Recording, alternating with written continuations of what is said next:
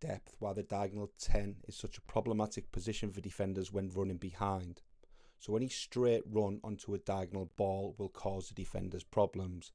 Here we highlight the diagonal 10.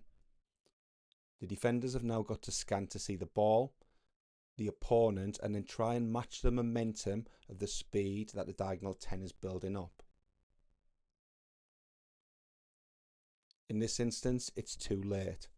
The diagonal 10 for Burnley is away and the Sunderland defenders can't match the momentum and shift to prevent the diagonal ball, playing Anthony in behind to score Burnley's second goal in this game.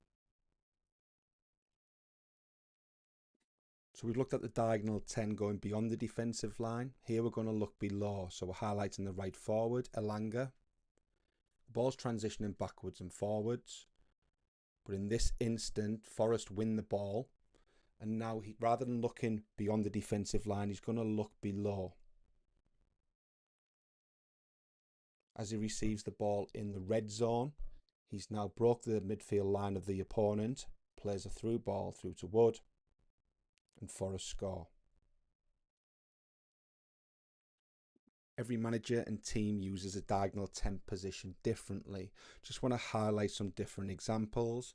So Saka's in more of a defensive position here.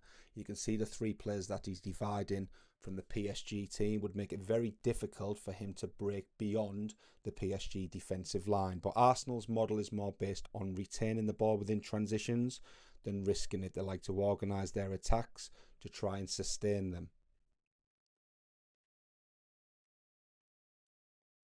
On the opposite side of it, we've got Salah at Liverpool against the same opposition, PSG.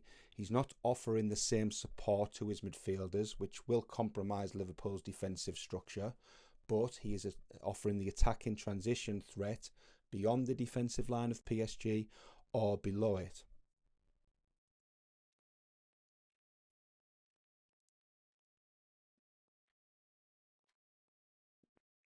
So we're often asked the question, how do you prevent the diagonal 10 being a transition threat? And it's very difficult without compromising your attacking organisation.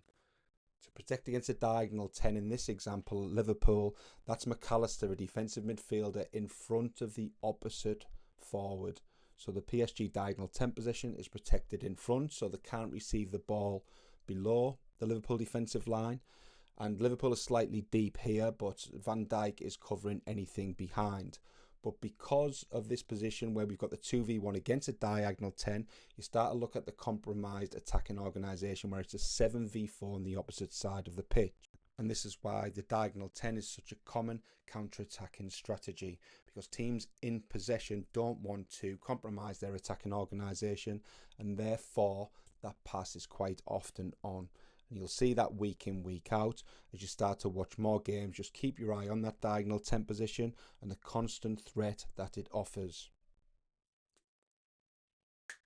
Thanks for taking the time to watch this class. We have related practices on the diagonal 10 within the article, and the full article is available on our website.